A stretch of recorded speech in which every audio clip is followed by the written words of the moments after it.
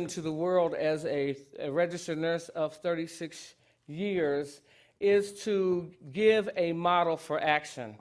We can no longer continue to spend hours and hours and years and into the study of environment and yet have no interventions. Right now, what's happening in the world of medicine is we have determined that our environment is creating the illnesses that we're suffering from. In fact, Columbia University has really become the flagship. It is now the apex of research in public health. It was the Graduate School of Public Health here that announced to the world almost 15 years ago that it is a toxic environment and our diet that is creating 95% of the cancers we are suffering. The issue has become, what are we doing about the environment? After being a nurse for almost 30 years, my husband died in Washington, D.C. I was on the faculty of nursing education at Howard University in Washington and a clinical faculty at the National Institute of Health. I came home to Ohio because my husband did not want me to raise our sons in Washington, D.C. I brought this house, $255,000. I had no idea Ohio was the apex of uranium, off-gassing as radon. It is highly radioactive. And I was totally blown away that the New York Times was more concerned about what was happening in Ohio than the newspaper publications in Ohio. It was the New York Times that wrote 22 years ago, Ohio is a mini Hiroshima. Furthermore, they subtitled that the mini Hiroshima is near Cincinnati. So I was really astounded when the American Red Cross came out and said, Cincinnati has more cancer per population than any other major city in the United States. And in this house, I developed breast cancer. In this house, my children were exchange students in Penang, Malaysia, and so they weren't even in the house. My husband died. We relocated back from Washington, D.C. to Wilmington, Ohio, which is a northern suburb of Cincinnati. I brought this house from the school board president, and within the first week of living in this house, I started getting sick, just feeling sick and weak and listless and lifeless. And my legs would hurt in the morning. I'd be sleeping in bed, my arms would just fall asleep. It was like they had no circulation. They was in so much pain, I had to hang them off the bed and shake them in the middle of the night. What happened to me, my son came home to this house, a 7-foot happy-go-lucky guy, came in there and turned into a raving maniac, disrespectful, belligerent, and raging. And I'm like, I know your father has died, but this behavior is totally unacceptable. And we went to counseling. The counselor said, let us get an evaluation of his brain. Something's going on here. He's losing too much energy and he's just staying in a manic state of aggression and anger. Went to the doctor. They used an instrument on him called a PSC, a psychosomatic energetic machine that evaluates the energy of brain waves. And it was developed by a German scientist so that you could see energy waves, the potential, and measure the potential of energy waves in the brain. The theta, the delta, the alpha, and the beta waves. And so here they took a reading of my son's theta wave, and the doctor came out looking like he saw a ghost. Doc, your son has lost 60% of his brain theta wave. I'm like, from what? That led me to a conference in Canada where a doctor walked up to me the second day of the conference and said, do you have ants in your house? Ants? I said, they've moved in carrying me around. I'm about ready to charge them rent. And then she said, ants only infest houses that are too toxic for humans to live in. I'm like, are you kidding me? She said, run and get you an engineer to check your house because it could be a life or death situation and unplug everything electrical. When those engineers came, they took this meter from the military. You put a meter up here for me? Oh, you have it with you. Okay, excuse me. I just need the stencil. They took this meter from the military that you see on this presentation. They stuck this meter that was developed by a nuclear engineer from the Army in my sockets. They measured the radiation from the basement to the crown to the top floor of my house, and they said, we do not know how you are alive. Electrical convergence in your house should not be higher than 50. Everybody say 50. 50. Say it again, 50. 50. And the radiation convergence in my house, as you can see, was 1,032. At 1,032, that is enough to give you cancer. Because what we absolutely know about electricity now is that electricity creates reverse polarity in the body, so you become imbalanced. And let me speak that more plainly. When you have sustained electrical current, it decreases oxygen absorption in the body. That's why electricity has always been classified as a Class B carcinogen. It's always been classified as non-ionizing radiation.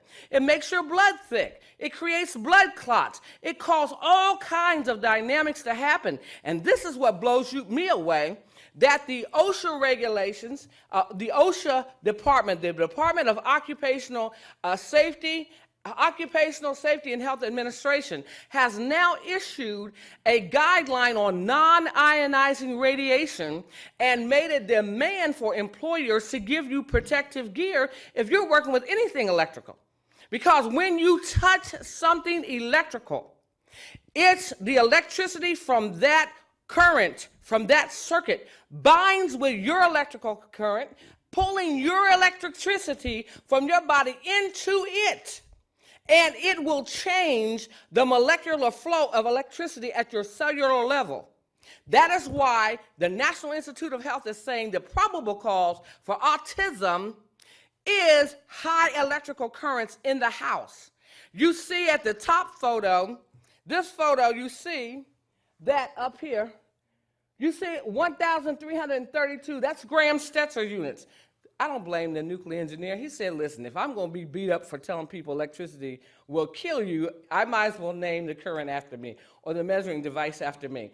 1 Graham-Stetzer unit has the equivalence of 1 hertz. So below 50 rather, is where we need to be, because what we know, at 50 hertz, the body is able to tolerate that zap, that assault, and rebalance and heal itself. But when we go over 50 hertz, you're talking about damaging the DNA. Now, I want to show you what this looks like. I need a volunteer, because if I bring a member of my team up here, people might think, okay, this lady is playing it out. Heather, which way did my Stetzer meter go? If you'll get the Stetzer meter, I want you to take a measurement so we can see what is powering this gentleman. What's powering this mic? This, ladies and gentlemen, is a Stetzer meter from the U.S. Army. Okay. This is a Stetzer meter from the U.S. Army. It was engineered by nuclear engineers, Dave Stetzer, who is now Professor Emeritus of Electrical Engineering at University of California, Berkeley. He is also Professor Emeritus of Electrical Engineering at Michigan State University. It wasn't until we got this device that we really took electricity serious about causing disease, or we began to associate electricity with disease process. And he developed it because his best friend had a heart attack and needed open heart surgery. From the lasers that they used in that surgery, he developed diabetes, because the laser burnt the pancreas and created imbalance in the pancreas. And he developed this machine so that doctors and nurses could better control electrical interface or keep electrical radiation low in hospital environments so people could heal and they could rebalance. So here we're going to find out exactly how high is electrical interference on this podium. Heather has also been an intern with me for the last 4 years. She is on the eco-engineering internship, and her team of about 12 students at Wilmington College actually took my curriculum and modulated that curriculum so it would be on a 10th grade level. And we're developing curriculums for 3rd graders on up, because the time has changed. What's the number, Heather? 620. 620. And what is safe levels? Under 50. Okay, so let's see what this is doing to this gentleman. Come up here and tell our audience what your name is, sir. Nixon Arauz. Go ahead. Nixon Arauz. Okay, Nixon. So we're going to show you what's happening at Columbia University. We're going to stand over here. We have a doctor over here affiliated with the Columbia Presbyterian Hospital here. And the microphone, just to make sure. And Dr. Omura has developed a way that we can test balance and imbalance using our fingers. Everybody put your thumb in the air and put your ring finger in the air. Now, if you go online and look up Bedort testing, B-D-O-R-T, which stands for bidigital O-ring test, you'll find you can go through all these fingers and see which ones hold strength when you are out of assault, when you're not having anything, no chemical, no radiation assaulting you. So I'm going to have you stand right here in this field. We're going to do a basic test, Bedort testing, which is a test of nerve balance, and we're going to do a muscle test, which in both of these are tests of applied kinetics, applied kinesiology, which is principally the science of physical therapy. So here we go. Muscle test first. Next thing we're going to have you stick. Heather, can you come and hold the mic for me, please? We're going to have you extend your arms like a tree, and we're going to find the bony prominence on his wrist. Everybody look at the bony, find the bony prominence on your wrist. And here, 2 fingers, you're going to extend over the bony prominence. You're going to ask your participant to resist. 1, 2, 3, resist. And he has balance without stress. Okay, so now you're going to put your thumb and a ring finger together. Thumb and ring finger together. We're going to see 1, 2, 3, resist, and he has balance without stress. Look what happens when he holds this microphone.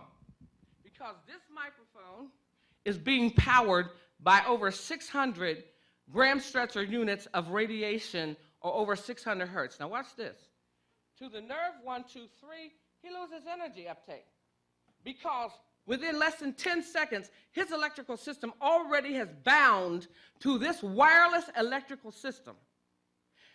To the muscle, 1, 2, 3, he loses complete energy. Now you know why pastors are dropping dead in the pulpits and people are so weak after they use a handheld wireless mic. Isn't that amazing? And so look what else happens. Hold this. I need you to take your left hand. Everybody put 2 fingers in the air. If you want to find out where radiation is in your body, your fingertips are diagnostic instruments. I want you to take your 2 fingers and put them right here on your chest wall.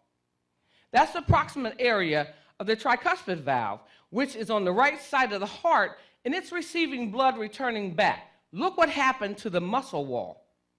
Fingers together. 1, 2, 3, go. Look at that, because the radiation went from the mic dead into his heart. Do you think we need to do something about this, ladies and gentlemen? Yes, we do. Because it's not just the electricity in the mic. We've got to be a change agent for the salvation of yourself, your children. This is where autism is coming from. Imagine if he holds electricity and this is what's happening to him. What in the world is happening to him is his head is laying in an electrical field. So let's do something about it. Thank you, Heather. Okay, don't go anywhere. We're going to do something about it. We still need Heather. Thank you, Dr. Wallace. This is my nanotechnology.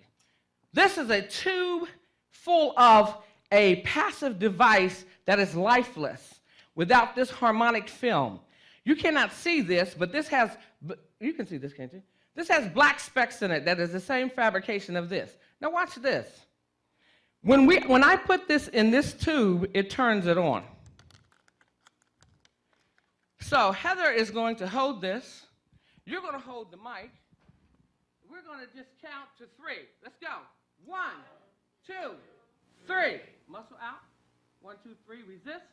Rock solid. No energy loss to the mic and to him. Because this has created a wireless vortex that went out into this auditorium. Oh, I'm grabbing this for the mic. This created a wireless vortex of biobalanced energy that went out into this auditorium. In 3 seconds, this whole auditorium was biobalanced from a passive device that works without power. Isn't that amazing? If I take the harmonic out, hold the mic again, hold this straight up, 1, 2, 3, extra. There's no energy to balance him.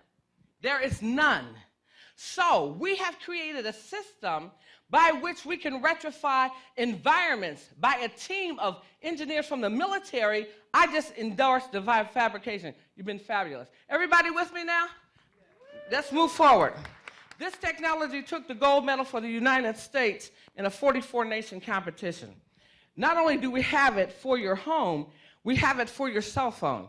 We are changing lives, and this technology is how I healed myself of breast cancer. It's how I walk today. I use it as an artificial nerve. Can you put this back on the table for me? I use it as an artificial nerve in my shoe. And so let's move forward. We have one mission, protecting the genetic code. We've already lost 98.5% of our ability as a nation to protect the unborn. That's what autism is all about. Children, babies being absorbed with racism. That's one theoretical framework. Excuse me, babies being born with radiation. I heard, my mind is still going around on that whole racism component. That is deep with that HIV, I'm telling you. Anyway, our babies are being absorbed with radiation. Where are they getting it from? They're getting it from laying in their beds. Their cribs have a spring in it, a metal infrastructure in the structure of the cribs, and a metal frame that the mattress is laying on. If that crib is pushed to the wall, it will become energized by the electrical current, and it turns into a taser gun. The reason why it is so critical, because if we have men and women sleeping in these high levels of radiation, it alters the DNA, it alters the DNA of the unborn child, and we can actually damage children in the loin of their grandfather. Anytime a child has cancer in utero or in the first year of life, that child's genetic structure has been damaged in the loin of their grandfather. And so being concerned about electrical radiation, about chemicals in the environment, about radioactive gases is paramount. So the model we created deals with the medical, ecological, engineering, and patient care model. It has three components. It has three components because we have to educate people. We have to educate people because we've been made to believe electricity will not hurt you. We didn't even have Parkinson's disease in America until 1887, when electricity came into the workplace. And since we have installed cell phones 25 years ago, we've gone from one child in autism in 20,000 to now 2 children in 91 with autism, because we have not attended to what's in our environment. So we have to educate people to know your environment. You have to self-monitor your environment. You need to know the levels in the wall behind the bed. You need to know the levels coming out from all of your electronics, and how when you plug in TVs, that increases the radiation level even more. Because why? We've turned our houses into giant taser guns. Electricity disassociates the oxygen and makes us weak. It creates all kinds of imbalances in our organs that create diabetes, that create heart disease. I was totally blown away to find out that there are more women with heart disease than all of the combined cancers in women. And so we've got to shift the paradigm in medicine. Medicine is not enough. A pill is not enough to sustain your health and your vitality. We've got to look at doing something to remediate and retrofit your environment so it can stop taking your life. Our houses are killing us. Say that with me. Our house is killing us. Say it with me. Our house is killing us. Tell your neighbor, your house is killing you. And we have got to get our souls stirred, because our young pastors are trying to preach and teach and educate and inspire, and they do that holding a mic and drop dead with their last breath at 49 years old. Somebody's soul has got to be moved, and stop seeing all these children orphaned in the community because our radiation levels are 1,000, 1,300 to over 2,000. We must make a change. And so this is what blew me away. When I got our colleagues together to study this matter out, when we found out that in medicine, in our international diagnostic codes, we had environmental codes, that we had codes that said the environment will create the disease. I said, are you serious? You mean to tell me we have an ICD-9 code that talks about electrical currents can take your heart out, give you all kinds of rashes and arthritis, contribute to brain to short-term memory loss, dementia and Alzheimer's. We have codes that say that. We have codes that say, CPT codes that say, a doctor can write a prescription for the manipulation and the adaptation of your environment. If the electricity is causing the problem, he can write a prescription to have engineers come to your house, remediate the problem, and advocate for insurance companies to pay for it. We've already got Blue Cross Blue Shield to pay for a set of these tubes for a child that was born with seizures, had 15 seizures a day, never walked, never talked, never learned. She sat just like lifeless in a walking apparatus all day. Within 24 hours of having her home remediated, she spoke her first word. By day number 3, her seizures went from 15 a day down to maybe 1 or twice a week. Now she's been 2 years in the environment. She's walking, talking, learning. Had the audacity to send me a video on Monday of her swimming across the swimming pool. We can make a difference. We can make a change. The environment has to become part of the protocol. Environmental remediation has to become part of the protocol of our patient care regimens. So the evaluation component of this model directs evaluation of the environment in addition to evaluation of the patient, the history, and the disease process. And of course, the third component is eradicate this. We know it's a problem.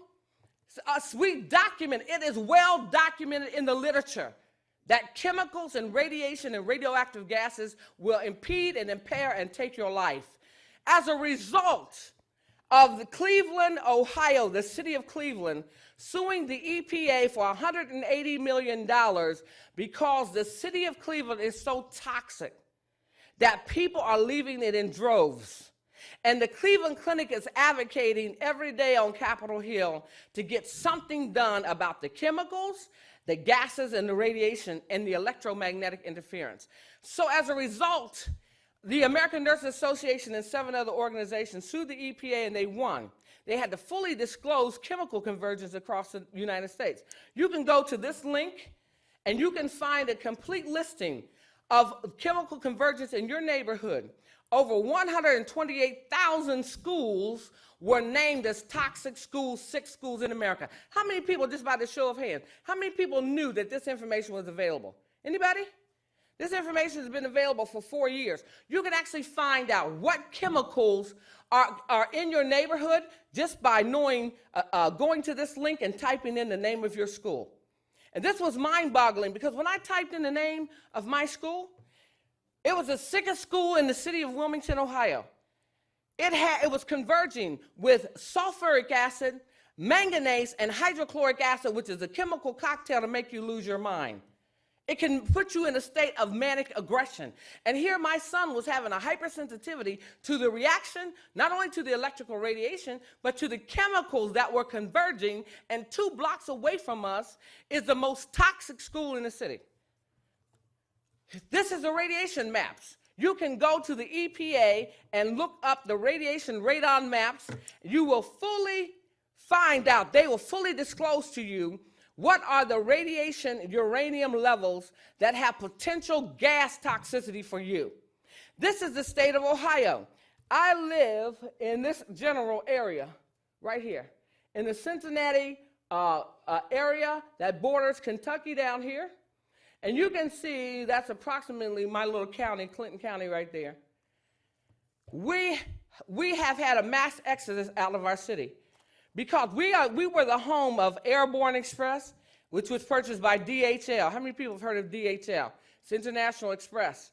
DHL spent $40 million plus to move to our little town, stayed 18 months, and spent almost 1.5 times that to get out of town. Now, we all understand the value of $1. What would make a corporation get out of town in 18 months when they've purchased the only private airport in the United States? And so as a result, this very hour, you cannot drink the water because of the levels of contamination of ionized radiation. We cannot drink the water in our city. Everybody on my street has cancer. Our speaker, one of my panel members, was going to come today, and the husband of his secretary dropped dead.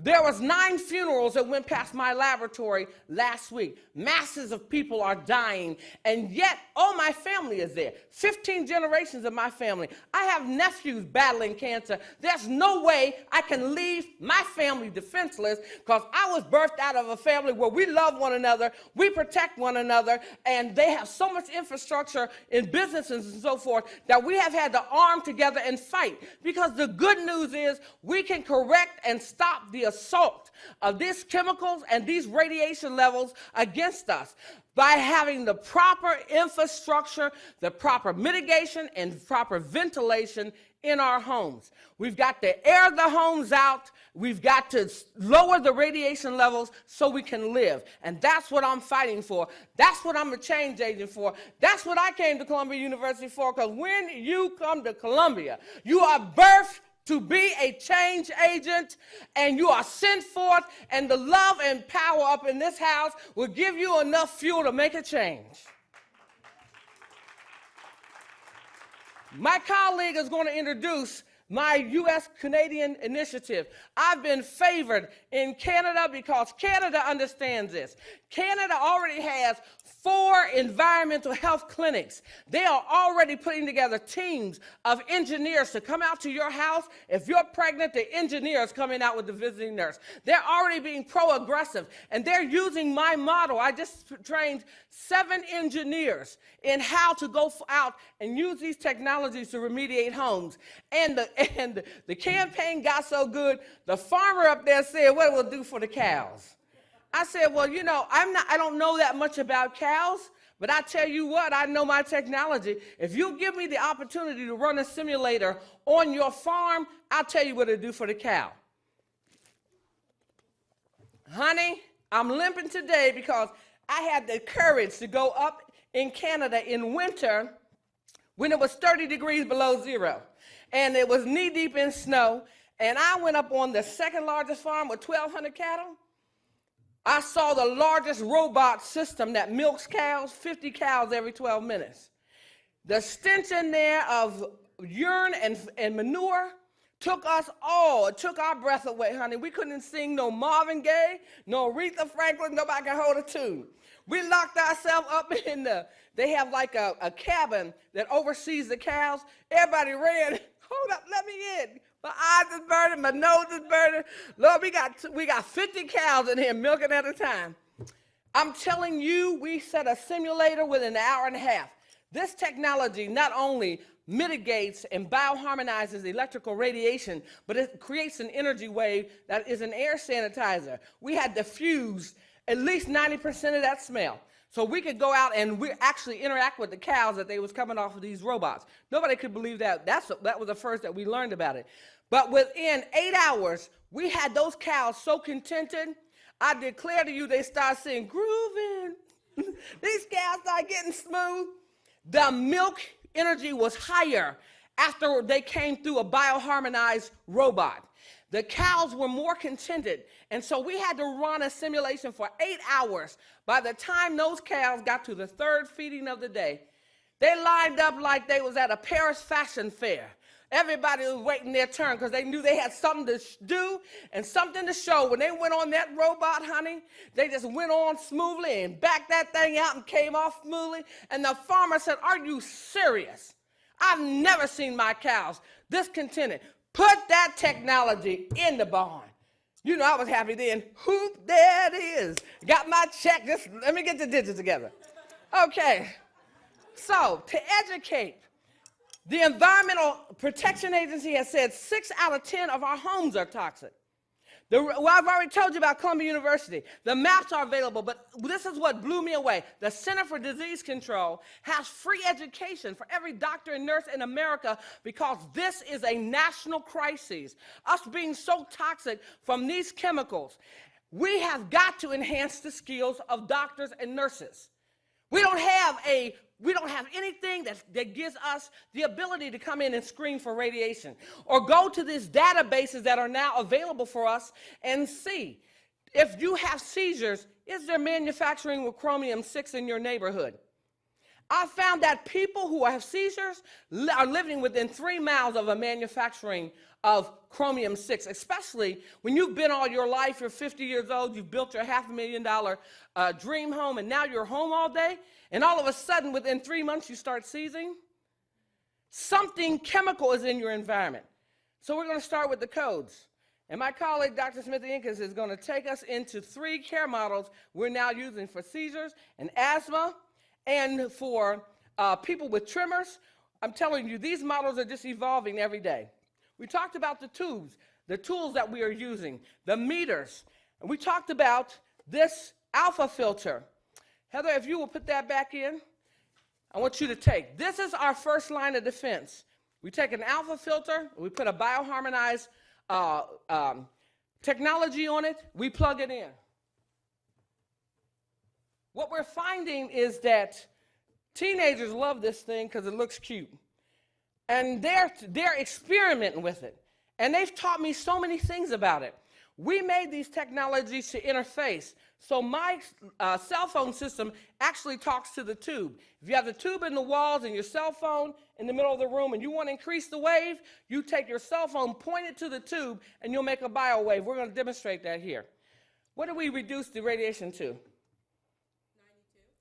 We brought the radiation from 600 down to 92. Now this system was made by Texas Instruments for spacecraft. It's not even designed for commercial buildings like this. But I will take it to a commercial building and I will plug it in, because if I can reduce it, we don't have any larger capacities for buildings yet. But when we put our tubes in the building, we put these capacitors in, it would reduce it down to under 50. My tubes, they decongest the line so these instruments can work building better, and that's how we do it on commercial buildings. In the homes, we don't always have to do it that way. But we reduced it down to 92. How many, where's my guy at I was testing? Come here, I need you. I want to just see if you're able to tolerate 92. Okay. Well, that's good news. Heather said on the other side of the stage is 1,700. So somebody put in some extra filtration. Maybe we ought to stop and just give thanks for that. Here we go. So we're going to have you come over here and just touch this mic. Just put your hand around it. Now let's see if your muscle can tolerate that. 1, 2, 3, go. Give me resistance. 1, 2, 3, resist. And he can tolerate 92. Isn't that amazing? Some people can't tolerate 92. To the fingers. 1, 2, 3. Give me all your strength. 1, 2, 3. He can tolerate 92. This is why you need to know your level of tolerance. Thank you. Sure. I probably got a few more jogging trips for you. So the skills that we have to educate, every single person in this country needs to learn Bedort testing. Why do you need to learn it? Because you got your child on a cell phone when the American College of Neurology has said cell phones cause acoustic neuroma or hearing loss. And so when you make the decision to give your child a cell phone, you've got to put these types of questions in front of you. Are you willing to live with a child that has lost their hearing and will never hear their children cry? Are you willing to live with the fact that you're giving a child a cell phone and they're staying on it with their left hand, weakening the heart, so they'll need a pacemaker by 16? We have so many teenagers getting pacemakers now. Are you willing to deal with the fact that while they're texting with both hands on that cell phone, that they're actually stimulating and lowering energy on both sides of the brain? And that's why sometimes they come off of hours of texting and they got these belligerent attitudes and defiant behaviors that makes you just want to take them to the other side of Timbuktu, out there on the other side of Madagascar someplace. We've got to awaken ourselves and create a revolution that empowers people for self-assessment. The one lecture I will never forget Dr. Wallace taught is on the self-observing ego. If you want to make a change in somebody, you've got to empower them to begin to observe their behavior. Behind every model of racism or every theoretical framework of racism is a person who has internalized that they don't deserve to be loved, they don't deserve to be prospered, they don't deserve to be valued, and that thing can be perpetuated. We've got to somehow empower our families to make a difference, make a change, manage, measure, and monitor their environments, and to retrofit it for their health. Because if you have a level that's over 200 and you're laying your head in it, my colleague did a PowerPoint presentation, and her research from the National Institution of Health showed people can get bipolar behavior and sustained manic depression that causes suicide. So when patients are talking about suicide, the first question that we as practitioners can ask is the wall behind your bed over 200? Because it could be. If they have depression, are we asking, what's in your environment? Is there manganese in your environment that could be causing your depression? If they have cancers, are we asking, is there sulfuric acid and hydrochloric acid in your environment? I love Fran Dresser. Fran Dresser has sponsored 2 campaigns for me. She's got a campaign going on called Detox Your House. This is free to everyone. She's got all kinds of cards and activities that you can do with your families and friends and church, civic organizations, and she is making a difference. We can team up and make networks because this is not new news. This is old news that people are going back and seeing. We've known about these chemicals. We've known about this radiation. And so now what are we doing about it? She got uterine cancer. And when she found out it was from the VOCs and chemicals in her house, it empowered her with fire that passioned her, that gave her a passion so that she could get a program and making a change. She's got a fabulous operation right here in New York, giving away free mammograms and educating people about chemicals in their house. What amazes me with people, that they don't even know, Microsoft has launched a multi-million-dollar campaign. How many of you have seen this label now on Microsoft Office's computers? Anybody seen the health warning label? Well, Microsoft and Compaq got sued. Sony and Nintendo did too. They all have health warning labels now.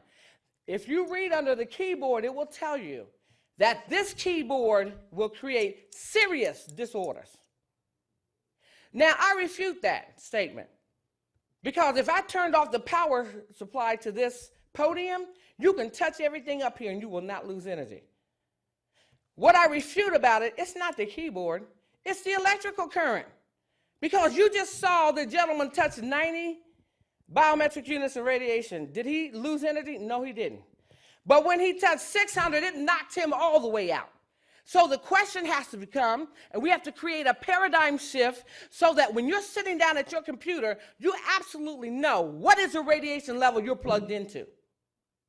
Because it takes exactly 10 seconds for radiation to absorb in your chest wall. And if you're a woman, you're filling your breast up with radiation. So here you have adipose tissue in the breast, whose function is to insulate and store toxic waste. And if that breast is imbalanced, it cannot properly offload toxic waste, and so toxins get trapped. They produce gases that produces abnormal toxic tissue that becomes cancerous. And that's why in some communities we're looking at 9 out of 10 women with breast cancer before the age of 40. We've got to start educating. What are you plugged into? You've got to know, what is that radiation level behind the wall in your bed? Join Microsoft Office. They have a free training CD for you. All you have to do is write them and ask for it. The medical eco-engineering patient care model for retrofitting workstations can make a difference. I had to retrofit my workstation. Now it becomes an energy station to me.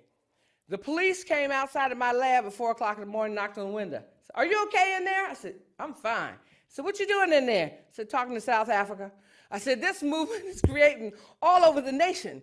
My point is that we can turn our workstations into energy stations that no longer drain us, but yet support our life force so we can live. Thank you, ladies and gentlemen.